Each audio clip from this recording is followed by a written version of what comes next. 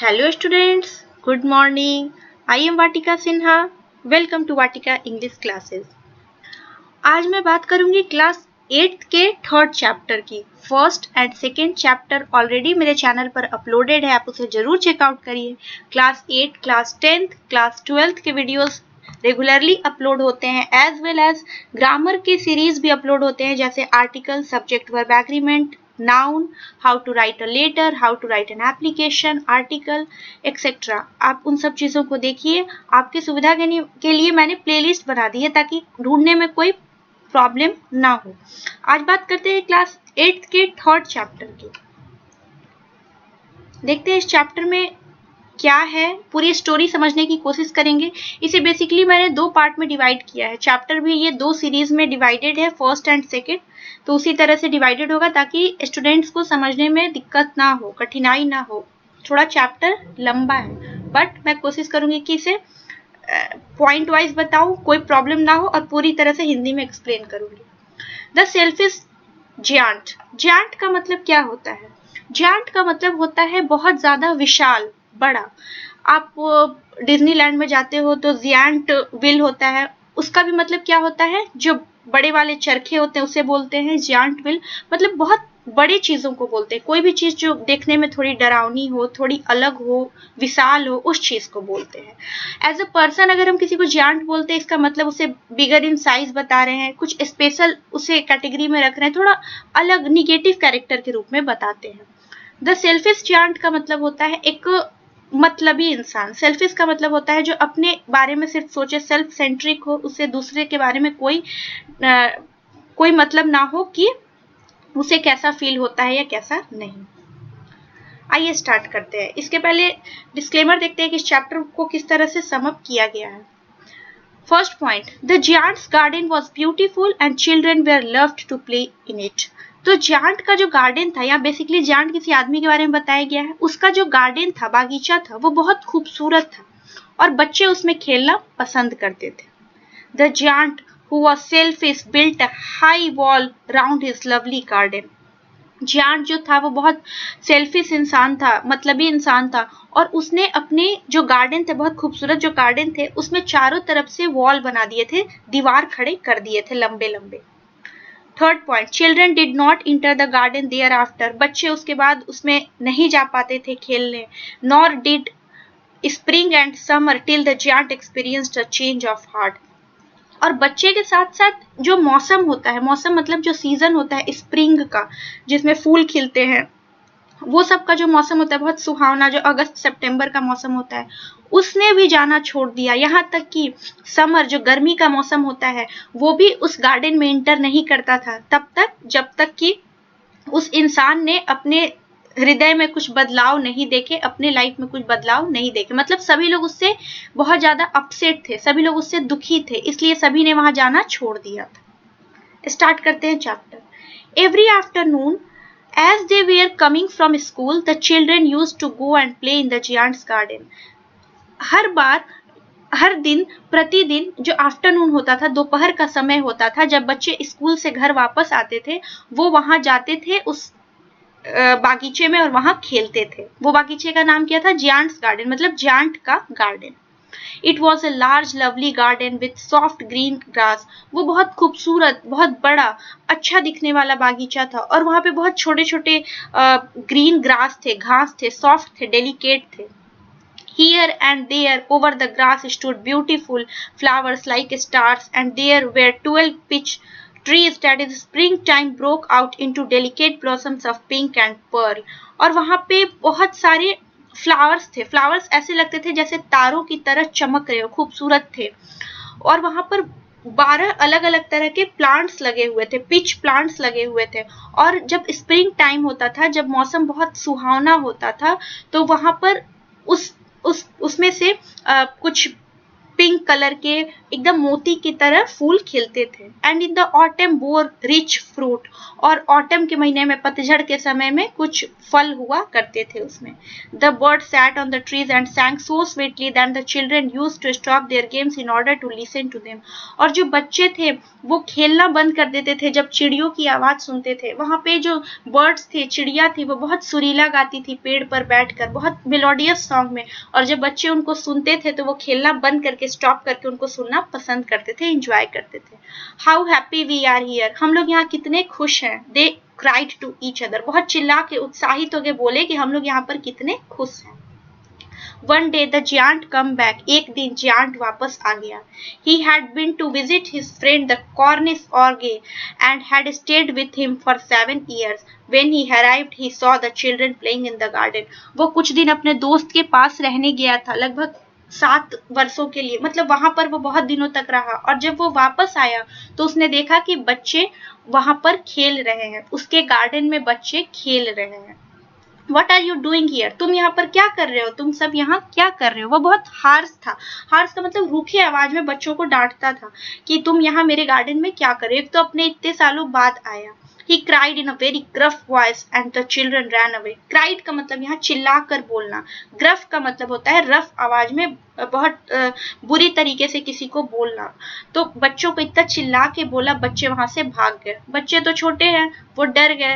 Here we have the picture, देख सकते हैं कितने डरावना ये जान दिख रहा है, और बच्चे खेल रहे हैं, ये गार्डन का व्यू है, और उस तरह से उसे वो डराने की कोशिश करता है। Somehow we should be some kind of liberal in itself, क्योंकि बच्चे हैं, वो खेलेंगे ही, उनको खेलना पसंद होता है, दे एंजॉय प्लेइंग, तो कभी कभी हार्श नहीं होके उन्हें समझाना चाहिए। My own garden is my own garden, मेरा बागीचा सिर्फ मेरा है। said the giant, giant जोर से बोला। anyone can understand that and I will allow nobody to play in it but myself, और उसने जोर से बोला कि कोई यहाँ पर नहीं खेल सकता, मैं किसी को परमिशन नहीं देता, बस मेरे अलावे। So he built a high wall all round it and put up a notice board, और उसने सब तरफ से वहां पर एक वॉल खड़ा कर दिया, दीवार खड़ा कर दिया, और वहां एक नोटिस बोर्ड चिपका दिया गया। Trespassers will be prosecuted, ये एक नोटिस का हेडलाइन दिया गया, Trespassers will be prosecuted, मतलब जो लोग भी यहाँ पर आएगा। Trespassers का मतलब होता है घुसना, अतिक्रमण करना, मतलब कहीं भी घुसने की जगह पे वहां अगर इंटर करता है तो उसे दोषी ठहराया जाएगा। Prosecuted एक वर्ड है जिसका मतलब होता है किसी को दोषी ठहराना, आरोप लगाना, इस तरह से यूज होता है।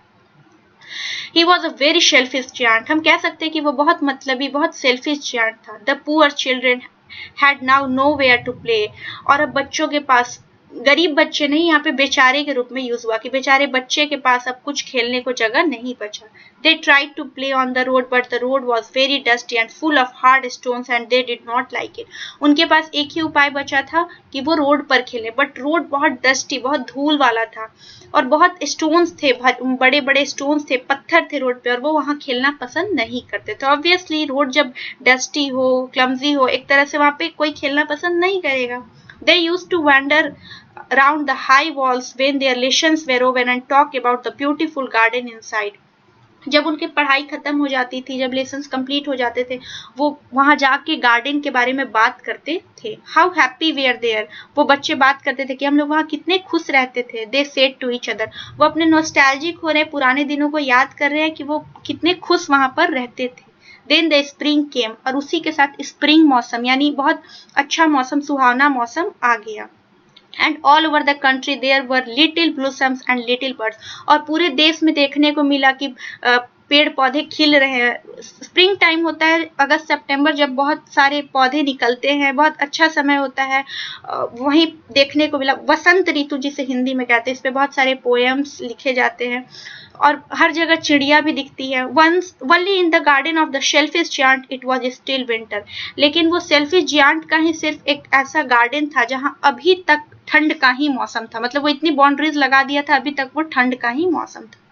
The birds did not care to sing in it as there were no children and the trees forget to blossom। वहां पे अब चिड़िया गाना पसंद नहीं करती थी, कोई चिड़िया वहां गाना पसंद नहीं करती थी, और जो ट्रीज थे वो भी अब खिलना बंद हो गए थे, एकदम ग्रोथ उनका रुक गया था क्योंकि वहां बच्चे नहीं थे. Once a beautiful flower put its head out from the grass, but when it saw the notice board, it was so sorry for the children and it slipped back into the ground again and went off to sleep. और एक बार क्या हुआ, एक बहुत सुंदर सुंदर वहां पर ग्रासेस निकलने लगे, ग्रास से फ्लावर निकलने लगे, मतलब ग्रास जो होता है, घास होता है, उसमें से छोटे छोटे फूल निकलने लगे. लेकिन जैसे ही उस फूल ने उस नोटिस बोर्ड को देखा जिसमें लिखा था कि बच्चे अलाउड नहीं है, जो लिखा हुआ था, उसको देख के उसे इतना बुरा लगा उस फूल को कि वो वापस अर्थ में चला गया, वापस उस ग्रास के नीचे चला गया. अब वो वापस नहीं आने के लिए सोच लिया. स्लिप बैक का मतलब वापस अंदर चला जाना. The only people who were pleased were the snow and the frost. The only people who were pleased were the snow and the frost. वहां पर दो लोग जो सबसे ज्यादा खुश थे. यहाँ पर लोग इसलिए बताएंगे, आपको थोड़ा अमेजिंग लगेगा कि अरे ये क्या बताया जा रहा है. देखिए, ये एक 8th क्लास के बच्चे की स्टोरी है. थोड़ा सा ह्यूमरस बनाने के लिए, थोड़ा सा अंडरस्टैंडिंग पावर बिल्ड करने के लिए इन सबको एक पर्सन के कैरेक्टर में बताया गया है. जैसे यहाँ पर स्नो, फ्रॉस्ट, इन सबको पर्सनल बताया गया है. तो जो दो लोग वहां खुश थे वो स्नो थे, बर्फ, और फ्रॉस्ट का मतलब होता है वो जो परत जम जाती है ठंड से, व्हाइट व्हाइट स्नो टाइप की, उसे कहते हैं. वो लोग खुश थे क्योंकि वो घास पर अलाइव थे. Spring has forgotten this garden. वसंत ऋतु तो जैसे इस गार्डन को भूल गया था. They cried, so we will live here all the year round. वो लोग चिल्ला रहे थे कि पहले हम लोग यहाँ पर रहा करते थे पूरे साल. The snow covered up the grass with a great white cloak and the frost painted all the trees silver. और क्या हुआ, जो स्नो था, बर्फ था, वो पूरी तरह से ग्रास को ढक लिया. ठंड के मौसम में आप धुंध कुहासा को देखते, फॉग किस तरह से लेयरिंग करता है, ठीक उसी तरह से वसंत ऋतु में भी, स्प्रिंग में भी देखने को मिलता है. जो पूरी परत जम जाती है सिल्वर की, ट्रीज पे देखने को मिलता है. बहुत खूबसूरत दृश्य होता है. Then they invited the north wind to stay with them and he came. तब ये लोग नॉर्थ विंड को इनवाइट करते हैं. नॉर्थ विंड बेसिकली कहते हैं ठंडी हवा को, काम एंड कंपोज्ड ब्रीज जिसे कहते हैं, जो ठंडी हवा बहती है उसको ये लोग इनवाइट करते हैं और वो आता है. He was wrapped in furs and he rode all day about the garden and blew the chimney pots down. वो भी इनवाइटेड होता है और वो भी आता है फर में. फर मतलब व्हाइट कलर के, लग रहा था कि क्लोथ्स पहने वहां पर इंटर किया है. कहा? उस गार्डन में, जांट्स के गार्डन में. This is a delightful spot, he said, we must ask hail on a visit. और वो बोलता है, कौन? नॉर्थ विंड बोलता है कि ये बहुत अच्छा, बहुत खुशनुमा यहाँ पर पिक्चर है, स्पॉट है, हम लोगों को यहाँ पर हेल को बुलाना चाहिए. हेल का मतलब होता है हेल स्टोर्म भी जिसे कहते हैं, ओले गिरना, बर्फ गिरना, उस तरह से रिलेट किया जाता है. So the hell came, hello भी वहां आया. Every day for 3 hours he rattled on the roof of the castle till he broke most of the slates, and then he round and round the garden as fast as he could go. He was dressed in grey and his breath was like ice. वो सब वहां पर खड़खड़ की आवाज होते रहती थी. Castle का मतलब होता है महल. उस महल के छत पर, जो कैसल, महल के छत पर, रूफ का मतलब होता है छत पे, हमेशा खड़खड़ की आवाज होते रहती थी. उस तरह से वहां बताया जाता है. और वो हमेशा ऐसा लगता था कि ग्रे कलर में या फिर बहुत अलग अलग तरह से दृश्य देखने को वहां पर मिलता था. I cannot understand why the spring is so late in coming, said the self chant. अब चांट को बहुत मुश्किल लगने लगा. वो सोचने लगा कि अभी तक यहाँ पर स्प्रिंग क्यों नहीं आया, मैं समझ नहीं पा रहा. वहां तो अभी तक ठंड दिख रहा है. As he sat at the window and looked out at the cold white garden, I hope there will be change in the weather. वो देखता है बाहर जाके व्हाइट गार्डन को, तो वो सोचता है कि अभी तक यहाँ पर मेरे गार्डन में चेंजिंग क्यों नहीं आया, जबकि बाहर तो हर जगह मौसम बदल रहा है. मुझे लगता है, आई होप, मुझे ऐसा आभास होता है कि अब शायद धीरे धीरे वेदर यानी कि मौसम में परिवर्तन हो रहा है. But the spring never came nor the summer. लेकिन ऐसा नहीं हुआ, ना ही स्प्रिंग आया और ना ही समर आया. The autumn gave golden fruit to every garden but to the giant's garden she gave none. सभी जगह बाहर देखने को मिलता था, जो ऑटम का मौसम था, उस वहां पर सब जगह फ्रूट्स लग गए थे. गोल्डन फ्रूट का मतलब होता है बहुत सुनहरे अच्छे फ्रूट सब जगह लग गए थे. लेकिन अभी तक जांट के गार्डन में नहीं लगे थे. He is too selfish, she said. वो बहुत ज्यादा मतलबी है, she said. So it was always winter there. इसीलिए वहां पर हमेशा ठंड रहेगी. And the north wind and the hail and the frost and the snow danced about through the trees, और ट्रीज के आसपास जो सभी डांस कर रहे थे, कौन? नॉर्थ विंड जो ब्रीज थी, हेल यानी ठंड, ओले फ्रॉस्ट का मतलब जो परत होती है, स्नो भी मतलब जो बर्फ है, वो सब अपने में बहुत खुश थे। One morning the giant was lying awake in bed when he heard some lovely music. एक सुबह की बात है, जांट सो रहा था, मतलब जगने की कोशिश कर रहा था, वो आधा जगे हुए था बेड पे, तभी उसे एक बहुत खूबसूरत मेलोडियस एकदम मधुर आवाज सुनाई दी। It sounded so sweet to hear his ear and he thought it must be the king's musicians passing by. उसे बहुत अच्छा लगा वो आवाज, बहुत मीठी आवाज थी, उसके कानों में गई और उसे लगा कि राजा का म्यूजिशियन यहाँ से क्रॉस कर रहा है। It was really once a little linnet singing outside his window, but it was no long since he had heard a bird singing in his garden that it seemed to him to be the most beautiful music in the world. It was really only a little linnet singing outside his window. ये वैसी आवाज थी। Lynette का मतलब होता है, वो चिड़िया होती है, यूरोप में पाई जाती है, जो कि गाती है बहुत अच्छा, उसके मेलोडियस वॉइस होते हैं, तो उसकी खिड़की से वो दिखा। But it was so long, लेकिन बहुत समय बीत गया था, since he had heard bird singing in his garden, उसके बर्ड गार्डन में आके बहुत दिनों बाद ऐसा लग रहा था कि गाइए, ये सब सुने हुए उसको बहुत दिन हो गया था।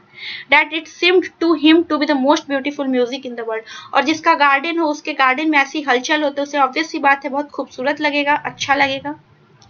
Then the hail stopped dancing over his head. और तभी हेल अपना डांस बंद कर दिया। And the north wind ceased roaring. और जो नॉर्थ विंड था वो भी चिल्लाना एकदम बंद कर दिया। And a delicious perfume came to him through the open casement.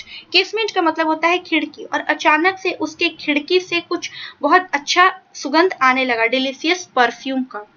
I believe the spring has come at last. उसे लगा कि अब स्प्रिंग वापस मेरे एरिया में आ गया, मेरे गार्डन में आ गया। वो होती है ना कि जब बारिश होती है तो इन्वायरमेंट भी चेंज हो जाता है, एक मिट्टी की अलग सुगंध आने लगती है, पता चल जाता है कि बाहर बारिश हो रही है, उस तरह से उसे भी कुछ आभास होता है। सेड द जांट, जांट बोला। And he jumped out of the bed and looked out, और वो अपने बेड पर से कूदा और बाहर देखने लगा। बाहर देखने का मतलब अपने खिड़की से बाहर देखने लगा। तो ये था पार्ट 1। पार्ट 2 जो है वो इसके जस्ट बाद चैनल पर अपलोड होगा। आज का वीडियो बस यहीं तक था। पता चला किस तरह से भगवान भी नाराज हो जाते हैं, तो किस तरह से उसका उसी तरह से हिसाब करते हैं, जैसे वो बच्चों को तड़पाता था, बच्चों को खेलने नहीं देता था, बाउंड्रीज क्रिएट किया था, तो उसके लिए ही वो नुकसानदायक हो गया। उसी के गार्डन में वो सब चीजें नहीं पहुंच पा रही थी जो कि मौसम के अनुसार पहुंचनी चाहिए थी। आज का वीडियो बस यहीं तक था। आई होप आपको मेरा वीडियो पसंद आया होगा। अगर पसंद आता है then do not forget to hit the like button, subscribe to my channel and comment down below. मैं मिलती हूँ आपको नेक्स्ट क्लास में, तब तक अपना ध्यान रखें, वीडियो देखते रहें, बेल आइकन पर क्लिक जरूर कर दें ताकि मेरे अपडेटेड वीडियोस टाइमली आप तक पहुंच सके। Thank you so much.